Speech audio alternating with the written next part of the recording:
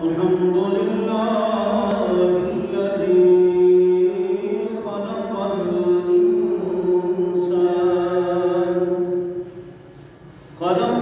الإنسان وعلمه البيان وأنعم علينا بأنواع النعم ولطائف الإحسان والصلاة والسلام على نبي الرحمن وعلى آله وأصحابه وأزواجه وأهل بيته وأهل سنته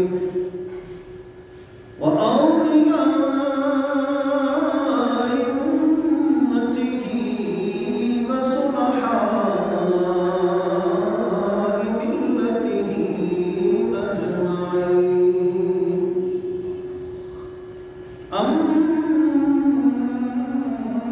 بعد فأعوذ بالله من الشيطان الرجيم.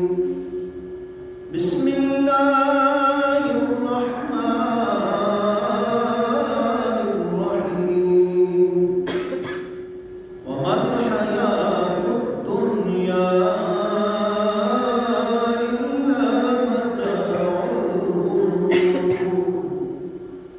وقال النبي صلى الله تعالى عليه وسلم الدنيا سجن المؤمن وجنة الكافر. آمنت بالله صدق الله العظيم وصدق رسوله النبي الكريم الأمين ببركة إن الله وملائكته يصلون على النبي يا أيها الذين آمنوا صلوا عليه وسلموا تسليما. تمام بات ہے عقیدت. الصلاة والسلام عليك يا سيدي يا رسول الله وعلى آلك وأصحابك يا سيدي يا خير خلق الله. الصلاة والسلام عليك يا سيدي يا محبوب الله وعلى آلك وأصحابك يا سيدي يا خاتم النبيين. حمد و صلاۃ کے بعد اللہ رب العزت جل جلالہ وعظم والدہ وعظم شانہ و تمام برہانہ کا انحصار ناممکن تعداد اور بے شمار شکر ہے کہ اس مالک نے اپنی فضل و کرم سے آقا علیہ السلام کے توسل و تصدق سے آپ کو ہم سب کو کئی بزرگوں کئی نوجوانوں سے پہلے اپنے گھر میں بیٹھنے سننے سنانے کی توفیق عطا فرمائی. اللہ کریم حق سچ کہنے سننے تسلیم کرنے اور اس کے مطابق ہم سب کو زندگیاں گزارنے کی توفیق عطا فرمائے. آپ اور ہم جس جہان کے اندر زندگیاں گزار رہے ہیں اسے عالم دنیا کہتے ہیں اور یہ نشان منزل ہے، یہ منزل نہیں ہے. مومن کی منزل آخرت ہے. یہ دنیا آخرت کی کھیتی ہے. اس میں جو کچھ ہم نے کیا وہ آخرت میں ہمارے سامنے آیا. اس دنیا کے اندر انبیاء کی زندگیاں گزار کے گئے، صوفیاء بھی گزار کے گئے، فرعون، حامان، شداد بھی اس دنیا کا حصہ رہے. لیکن آج ان پیاروں کے نام بڑی عقیدت و احترام بڑی محبت اور عقیدت سے ہم ان کے نام لیتے ہیں، چنتے ہیں، لیکن آج دوسرے لوگوں کے نام ختم ہو گئے یا اچھے طریقے سے ہم لیتے ہی نہیں۔ اس کی وجہ کیا ہے کہ جو دنیا کی حقیقت کو سمجھ گئے کہ یہ ایک ذریعہ ہے آخرت کا، یہ دل لگانے کی جگہ نہیں ہے، اصل میں مقصود ہمارا آخرت ہے۔ اس لیے مولانا روم نے، عارف رومی رحمۃ اللہ تعالیٰ علیہ نے اس حقیقت کو مثال کے ساتھ واضح فرمایا۔ آپ فرماتے ہیں ایک دیوار ہو اور دھوپ خوب ہو، دھوپ بڑی تیز ہو اور ایک دیوار اس کے اوپر اس کا عکس پڑ رہا، اب اس دھوپ کا عکس دیوار کے اوپر پڑے گا تو بندہ یہ سمجھے گا کہ یہ دیوار بھی روشن ہے، یہ دیوار بھی چمک رہی ہے، لیکن جو ہی دھوپ ختم ہوگی دیوار کی اصلیت واضح ہوتی ہے۔ عارف رومی فرماتے ہیں اس دنیا کو چمک والی، اس دنیا کو سب کچھ نہ سمجھ بیٹھو، حقیقت کچھ اور ہے جو تمہیں نظر نہیں آ رہی۔ یہ دنیا تمہیں نظر آ رہی ہے لیکن حقیقت جو آخرت ہے وہ تمہیں نظر نہیں آ رہی۔ اس لیے آقا رحمت صلی اللہ علیہ وسلم نے فرمایا جتنا اس دنیا سے پیار کرو گے، جتنا پیار کرو گے اتنا اپنی آخرت کو نقصان پہنچاؤ، اور جتنا آخرت سے پیار کرو گے اتنا ہی تم اپنا جو ہے وہ دنیا کو نقصان پہنچاؤ گے۔ فرمایا اب دو چیزیں ہیں، ایک دنیا ہے، ایک آخرت ہے۔ دنیا فانی ہے، آخرت باقی ہے۔ فرمایا اس فانی جہان کے اندر اس فانی کے اوپر باقی کو ترجیح دو اور آخرت کی فکر ہے۔ یہ دنیا اور دنیا کی زندگی ختم ہوتے وقت کوئی دیر نہیں ہوتی۔ اللہ رب العزت نے فرمایا کہ والذی خلق السماوات والارض فی ستۃ ایام، میں نے اس دنیا کو صرف 6 دنوں میں بنایا ہے۔ اتنی بڑی دنیا، اتنے پہاڑ، نباتات، حیوانات، انسان، چرند پرند، تمہیں سب کچھ جو نظر آ رہے ہیں میں نے 6 دنوں میں پیدا کیا ہے۔ غزالی علیہ الرحمۃ انبیاء کے اندر ایک روایت نقل کرتے ہیں، آپ فرماتے ہیں کہ اللہ رب العزت فرماتا ہے کہ اس دنیا کو میں نے پیدا کر کے پھر میں نے اس کو کوئی ویلیو نہیں کی، پھر اس کی طرف نظر ہی نہیں کی، میں نے دیکھا ہی نہیں اس کو۔ ذرا غور کریں سرکار نے ہمیں اس کی حقیقت کو کس طرح سمجھایا۔ سرکار مدینہ پاک میں باہر تشریف لے جاتے ہیں، آپ کا گزر ہوتا ہے، صحابہ بھی ساتھ ہیں، دیکھا ہے کہ ایک مردہ بکری پڑی ہوئی ہے۔ سرکار نے صحابہ کرام کو مخاطب کر کے فرمایا اے میرے صحابہ، یہ جو مردہ بکری تمہیں نظر آ رہی ہے تمہارا کیا خیال ہے اگر مالک کو بلایا جائے اور اسے کہا جائے کہ اس کو تم اٹھا لو، کھیلو، تمہارا کیا خیال ہے مالک اس کو لے لے گا؟ کہا یا رسول اللہ صلی اللہ علیہ وسلم مالک نے اسی بدبو اور سمنٹ کی وجہ سے بیل پھینکا ہے کہ اب یہ مردہ ہو چکی ہے، اس کی کوئی ویلیو اور کوئی حیثیت نہیں۔ سرکار نے فرمایا اگر اللہ کی بارگاہ میں اس مردہ بکری کی مانند بھی دنیا کی ویلیو ہوتی یا ایک مچھر کے پر کے برابر بھی اگر اس کی ویلیو ہوتی، اللہ کافر کو ایک گھونٹ پانی کبھی نہ دیتا۔ اللہ اکبر۔ سرکار نے صحابہ اکرام رضوان اللہ علیہم کو کس طرح ایک اس کی حقیقت کو سمجھایا۔ فرمایا یہ فانی ہے، اس میں کوئی فوت ہو جاتا نا تو سرکار کے قبرستان میں بیٹھ کے مطلب چھڑی چھوٹی سی کے کریدتے رہتے زمین کے اور سوچتے رہتے، اور پھر جب ڈھیری قبر کی لگ جاتی سرکار فرماتے یہ دیکھ لو یہ تمہارا گھر ہے۔ وہ گھر نہیں جو تم دنیا کا سمجھ رہے ہو گے، کوٹھیاں بلڈنگیں بنا لیں، اللہ کے حقوق ادا نہ کیے، وہ نہیں۔ فرمایا یہ دیکھو یہ قبر کی ڈھیری بن گئی ہے نا، یہ تمہارے گھر کی چھت بن گئی ہے، یہ تمہارا گھر ہے، اور اب تم نے اس جگہ پہ قیامت تک رہے۔ اس لیے مومن سمجھدار ہوتا ہے، عقل مند اور ذہین کون ہوتا ہے؟ حضرت علی مرتضیٰ سے پوچھا گیا کہ بتائیں کہ ذہین انسان کون سا ہوتا ہے؟ آپ نے فرمایا ذہین انسان وہ ہے جو موت سے پہلے موت کی تیاری کرتا ہے۔ ذہین انسان وہ نہیں ہوتا کہ رات 12 بجے سوتا ہے صبح 12 بجے اٹھتا ہے، نہ کوئی اللہ کے حقوق نہ اللہ کے معمول کے حقوق ادا کیے۔ فرمایا ذہین وہ ہے کہ جو موت سے پہلے اس کے دماغ کے پرزے اتنے مضبوط ہیں، ابھی موت نے اس کا گھراؤ نہیں کیا، موت سے پہلے موت کی تیاری میں رہتا ہے. فرمایا یہ عقل مند انسان. جی اللہ اکبر. دیکھیں صحابہ اکرام، انبیاء علیہ السلام، انہوں نے کس طرح اس کی حقیقت کو ہمیں سمجھایا. اللہ کے جلیل القدر پیغمبر حضرت سیدنا عیسیٰ علیہ السلام، آپ نے ساری زندگی نبی ہونے کے باوجود مکان نہیں بنائے تھے زندگی گزارتے. کسی نے کہا وہ مکان تو بنا لیتے رہن سہن کے لیے، فرمایا پہلے جو بنا کے چلے گئے ان کی ہم نتیجے دیکھ رہے ہیں کہ کیا ہوا. جی سرکار بیٹھ جاتے ہیں، کوئی مردہ چیز پڑی ہے، کھوپڑی نظر آتی ہے، کس کا سر نظر آتا ہے، کہا یہ جانور دیکھو پہلے چلتا پھرتا تھا، کھاتا پیتا تھا، آج دیکھو اس کی ہڈیاں رہ گئی، بدبو آ رہی ہے. تم دور سے گزر جاتے ہو یار، پاس نہ گزرنا پڑے، بدبو آ رہی ہے. فرمایا یہ دنیا کا حال، یہ دنیا کی حقیقت ہے. اور حضرت سیدنا سلیمان علیہ السلام، آپ جانتے ہیں کہ اللہ نے کتنی بڑی آپ کو حکومت عطا فرمائی. اگر انبیاء علیہ السلام کی مجموعی تعداد دیکھی جائے تو پھر داتا ان فرماتے ہیں ان میں جو امیر نبی تھے وہ سلیمان علیہ السلام تھے، باقی اکثر انبیاء غربت کی زندگی میں گزارے.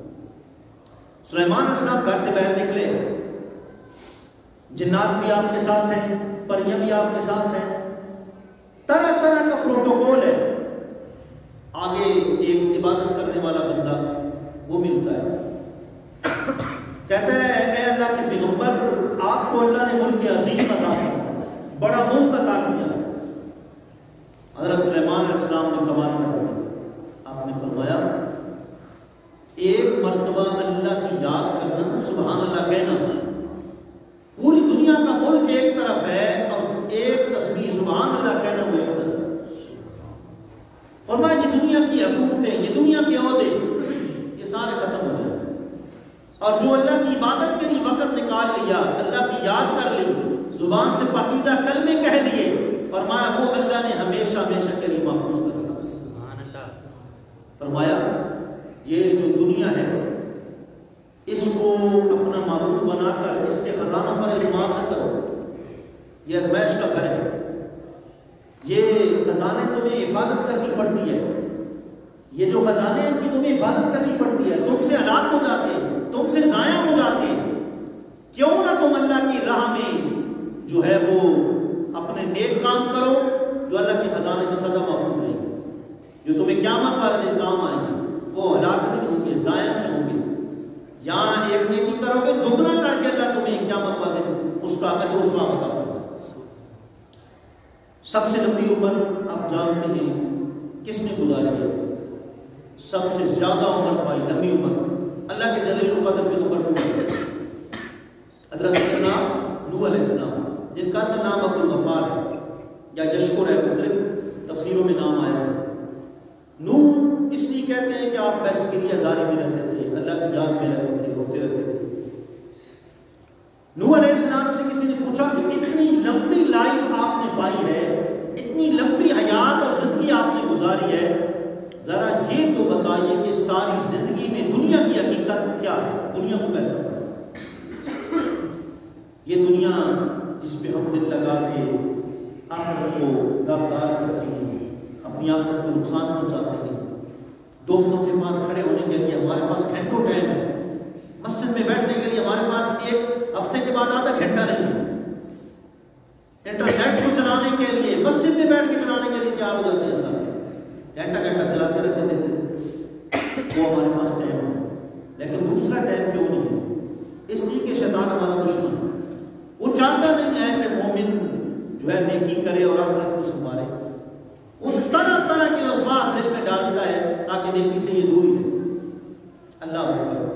تو پوچھا گیا نوح علیہ السلام سے کہ اتنی لمبی عمر آپ نے پائی ہے، اتنی زندگی گزاری ہے، اس دنیا کی زندگی کی حقیقت کیا ہے؟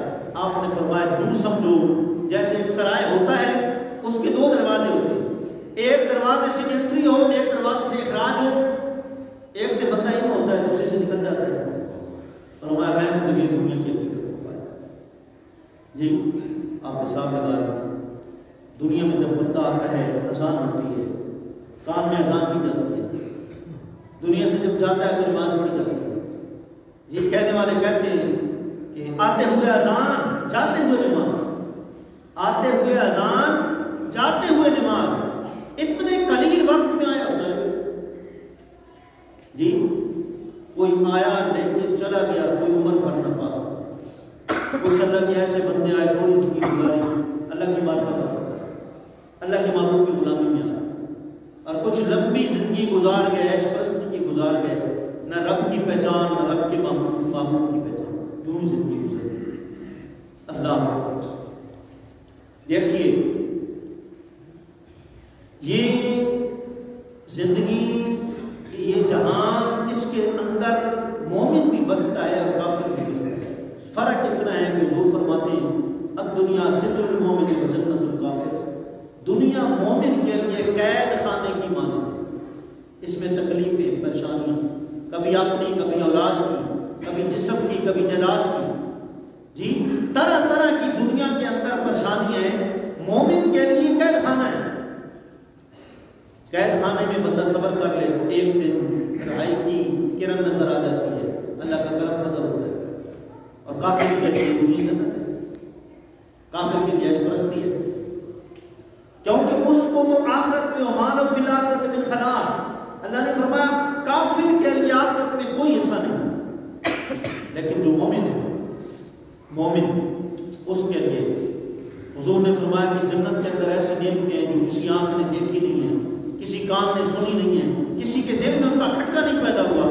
مومن کے لیے اللہ تعالیٰ نے کیا کیا جنت میں انعامات رکھے، لیکن اللہ کا بنے گا کا 2 گھنٹے شادی آدمی گزار دے گا، نہ مرد نماز کا نام لے گا نہ عورت نماز کا نام لے گی، یہ کیا اسلام ہے، یہ کیا ایمان ہے؟ لا تقبل ایمان بلا عمل ولا عمل بلا ایمان ہے۔ حضور فرماتے ہیں کہ ایمان عمل کے بغیر قابل قبول نہیں، اور عمل ایمان کے بغیر قابل قبول نہیں۔ اللہ اکبر۔ اس لیے کافر کے لیے کیونکہ دنیا جنت ہے، آپ نے کبھی نہیں سنا ہوگا کہ کافر اتنا بیمار ہو گیا، اتنے اسپتال میں داخل ہو گیا، جب بھی سنیں گے ٹھیک ٹھاک ہے، گاڑیاں اس کے لیے، کوٹھیاں اس کے لیے، دنیا کے اعلیٰ لذیذ کھانے اس کے لیے، کیونکہ آخرت میں جو اس کے لیے کچھ نہیں۔ اور مومن کے لیے آخرت میں اللہ نے بہت کچھ رکھا ہے۔ فرمایا دنیا کا ایک ایک لمحہ اس کے لیے عبادت بن سکتا ہے، کیونکہ 2 ہی صورتیں ہیں، یا اللہ اس کو تکلیف میں مبتلا کرے گا یا اللہ تعالیٰ اس کو سہولت دے گا۔ فرمایا اگر مومن کے اوپر تکلیف آتی ہے وہ کیا کرتا ہے؟ صبر کرتا ہے، اللہ اس کا اجر لیتا ہے، اور اگر اللہ نعمت دیتا ہے اس پر اللہ کا شکر اللہ اس شکر کا اس کو اجر دیتا ہے۔ جی اب امام غزالی علیہ رحمہ جاء میں لکھتے ہیں، فرماتے ہیں کہ 2 فرشتوں کی آپس میں ملاقات ہوئی، فضا میں تو ایک نے دوسرے سے پوچھا تم کہاں جا رہے ہو؟ انہوں نے کہا یہ کافر ہے، اس کی موت کا وقت قریب ہے، اللہ نے مجھے حکم دیا کہ تم وہاں جاؤ، اس کے پاس جاؤ۔ کہا تم کدھر جا رہے ہو؟ کہا مومن ہے، اس کی موت کا وقت قریب ہے، اللہ نے مجھے حکم دیا کہ تم اس کے پاس جاؤ۔ کہا تم ادھر کیا کرو گے؟ کافر کے پاس جا کے کیا کرو گے؟ کہا ہمارے پیغمبر نے فرمایا کہ مومن کے لیے دنیا قید خانہ ہے، تکلیفوں پریشانیوں آزمائشوں کا گھر ہے، اور کافر کے لیے جنت ہے۔ اب کافر کی موت کا وقت قریب ہے، اس نے جو کچھ مطلب دنیا میں کھانا کھا اللہ نے اس کو دے دیا، اب ایک اس کی چاہت باقی رہ گئی اور ایک نیکی اس کی باقی رہ گئی۔ آخرت میں کافر کے لیے کوئی نیکی کوئی صلہ نہیں ہے، دنیا میں جو کچھ ہے دنیا میں، اب ایک نیکی اس کی باقی ہے۔ اس نے تمنا کر لیا کہ یا اللہ مجھے مچھلی کھلا دے، مچھلی کھلا دے۔ اب وہ کافر جس علاقے میں زندگی گزار رہا ہے وہاں کوئی دریا نہیں ہے، اللہ نے فرشتے کی ڈیوٹی لگائی کہ تم مچھلیاں لے جاؤ فلاں دریا میں پھینکو، اور پھر تیار ہوگی کافر کو کھلا۔ مچھلی تیار ہوئی، کافر کو کھلا دی گئی، ایک ہی نیکی باقی تھی، مچھلی کھائی تو نیکی اس کی ختم ہو گئی، دنیا سے خالی ہو کر گیا۔ اور مومن فلاں جگہ مومن تکلیف میں، مومن نے تمنا کیا کہ یا اللہ کرم فرما دے، مجھے زیتون کی نعمت عطا فرما۔ قرآن نے اس کو شجرۃ مبارکہ کہا ہے کہ یہ بہت برکت والے درخت سے زیتون آتا ہے۔ جی حضور علیہ السلام اس کو استعمال بھی فرماتے ہیں، جسم کی مالش بھی فرماتے ہیں۔ آج بھی عرب میں خالی زیتون دستیاب ہے۔ کہا فلاں مومن نے تمنا کی ہے کہ مجھے زیتون مل جائے. اور مومن کی ایک بدی رہتی ہے، اللہ چاہتا ہے نیکی میں بدل جائے. مومن دنیا سے گناہ سے پاک ہو کر سرخرو ہو کر جائے. اب جاؤ، زیتون کی بوتل سامنے پڑی ہے، اس کو ڈول. مومن چاہ کر رہا ہے کہ یہ بوتل مجھے مل جائے، زیتون مجھے مل جائے. مومن کے لیے آخرت ہے، کافر کے لیے دنیا ہے. اب وہ چاہ کر رہا ہے تم گرا دو، بوتل گر جائے گی. مومن کی چاہت پوری نہیں ہوگی تو اللہ آخرت میں اس کو سلا کر جی. اس وجہ سے یہ جہان فانی ہے، اس کے اندر دل لگانے والا مطلب ایک وہ مغالطے ہے. شاعر کہتا ہے انما الدنیا فنا لیس للدنیا ثبوت انما الدنیا وما فیہا کمثل عنکبوت. یہ دنیا فانی ہے، اس کو بقا حاصل نہیں. ہمارے آنکھوں کے سامنے جنازے اٹھتے، ہم سے کم عمر نوجوان مر رہے ہیں جی، اور کئی بزرگ ابھی زندہ ہیں. قیامت کی نشانیوں میں سے نوجوانوں کی موتیں زیادہ ہوں گی، بوڑھوں کی موتیں کم ہوں گی جی. ہم سمجھتے ہیں یہ سیکھ لیا، وہ سیکھ لیا، یہ کر لیا، وہ کر لیا، کامیاب زندگی ہے. کامیاب زندگی وہ ہے جس نے دنیا میں آ کر نیک اعمال کیے. خلق الموت والحیات لیبلوکم ایکم احسن عملا. اللہ تعالیٰ فرماتا ہے میں نے موت اور حیات کو اس لیے پیدا کیا ہے، میں تمہارا امتحان لینا چاہتا ہوں. میں دیکھ رہا ہوں تمہارا 24 گھنٹے مشاہدہ کر رہا ہوں کہ تم اپنی زندگیاں کیسے گزار رہے ہو، نیک اعمال میں گزار رہے ہو یا غفلت میں گزار رہے ہو جی. آخری بات، حضرت خواجہ نظام الدین اولیاء جن کو آج کل کہتے ہیں محبوب الہی رحمۃ اللہ علیہ، اور ان کا بھی عرس گزرا ہے لگ پچھلے ہفتے میں انڈیا کے اندر. محبوب الہی رحمت اللہ، آپ کا نا بچپن ہے، ایک آپ کے کلاس فیلو ہیں، آپ دونوں گھر سے باہر نکلتے ہیں. ایک آگے جیولرز کی، سونے والے کی، سنیارے کی دکان آ جاتی ہے، دعا سلام کرتے ہیں، گپ شپ کرتے ہیں، دونوں بیٹھ جاتے ہیں. وہ سونے والا ساتھی وہ کہتا ہے خواجہ صاحب کے کلاس فیلو کو کہ یار یہ سونا بنانا یہ سارا کچھ نظام سیکھ لو جی، لاکھوں کی دنیا چند دنوں میں تمہارے پاس آ جائے گی، تم دونوں میرے پاس سیکھو. خواجہ نظام الدین اولیاء رحمت کا جو کلاس فیلو تھا اس نے کہا چلو ٹھیک ہے میں سیکھتا ہوں. کتنے دنوں میں سکھاؤ گے؟ انہوں نے کہا 40 دنوں میں میں سکھا. میں بتاؤ سونا کیسے بنتا ہے، بالیاں کیسے بنتی ہیں، فلاں چیز کیسے بنتی ہے، فلاں 40 دنوں میں سکھایا. کہا ٹھیک ہے. وہ کاش کہ وہاں نہ رکتا تو قسمت اس کی اور بدلتی. وہ دنیا کی ایک حبس اور خیش میں آیا، وہاں رہ گیا. اور حضرت خواجہ نظام الدین محبوب الہی رحمۃ اللہ تعالی علیہ وہاں سے نکل گیا. آپ نے فرمایا نہیں بھائی میں نے یہ ہنر نہیں سیکھنے، میں نے تو رب کی پہچان سیکھنی جی. میں نے رب کی پہچان حاصل کرنی، جتنی بھی مجھ سے ہو سکے. رب کی ساری پہچان تو کوئی بھی نہیں جانا آج تک کر سکا. تو حضرت خواجہ نظام الدین محبوب الہی بجائے کسی ہنر سیکھنے کے، ہنر مند بننے کے، حضرت خواجہ نظام الدین اولیاء رحمۃ اللہ تعالی علیہ سیدھا حضرت بابا فرید الدین گنج شکر علیہ رحمۃ کی بارگاہ میں چلے. آج ان کی قبریں روشن ہے نا، ذرا غور تو کرو. آج کتنے لوگ میانی قبرستان میں دفن ہیں، کسی کا نام و نشان بھی پتہ نہیں ہے کہ نہیں ہے، شاید کتبہ بھی قبر کا مٹ گیا ہو. لیکن وجہ کیا ہے؟ خواجہ نظام الدین اولیاء کا آج بھی نام روشن ہے. 24 گھنٹے ان کی قبروں کے پاس ان کی مسجدوں میں تلاوتیں ہو رہی ہیں، ذکر و اذکار ہو رہا ہے، تسبیح و تحلیل ہو رہا ہے. ان کو جس چیز سے محبت تھی، جس چیز سے پیار تھا، اللہ نے آج نہیں سدا اس کو برقرار رکھا. جیسا دور آ جائے، جیسی تبدیلیاں آ جائیں، ان کی شان دن بدن اللہ کرے. کیونکہ اس کا وعدہ ہے جو میری عبادت کرتے ہیں، نیک اعمال کرتے ہیں، جو قیامت قریب آئے گی وہ دنیا میں ہیں یا دنیا سے چلے گئے، میں ان کی محبتوں میں اضافہ کرتا جاؤں.